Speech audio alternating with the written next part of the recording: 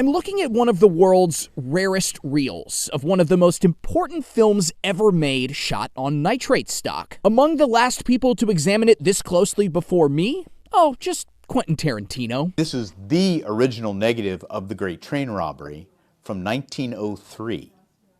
Oh. This is the film that was in the camera when the Great Train Robbery was shot in New Jersey. If you're wondering who's crazy enough to trust me with this priceless piece of history, look no further than my new friend, George Willeman. George is in charge of preserving films like this at the Library of Congress Packard Campus in Culpeper. This is like the most amazing collection of early film, and I feel it's my job, my duty to take care of it, make sure that it's available. Last week, George and I showed you the Nitrate film vault here at Packard, and while we really dove deep into what you can find here, I didn't really get into the why of it all. That's where George comes in. My love of film goes back to like the 3rd grade, as far as I can remember. My father would bring home 16mm prints from the library. George says films are a part of our country's DNA. They aren't just escapism. They're a reflection of our culture, our history, and quite possibly our future. One of my favorite mottos, aphorisms, whatever you want to call it, is George Santayana's, "Those who do not recall history are doomed to repeat it." That's why George says their media preservation operation here at the library's National Audiovisual Conservation Center has become his life's work. To make sure that that history is there so that people can review it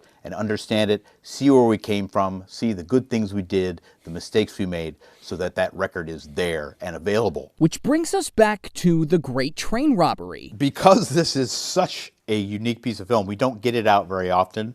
We only get it out for certain people to show, and we rarely get it out to this level. George told me this film, directed by Edwin S. Porter, altered the course of cinema forever by introducing the concept of nonlinear dramatic storytelling. It is still in good enough condition that it can be taken upstairs to our lab and a new 4K scan can be done of it. How has it been preserved this well after all this time?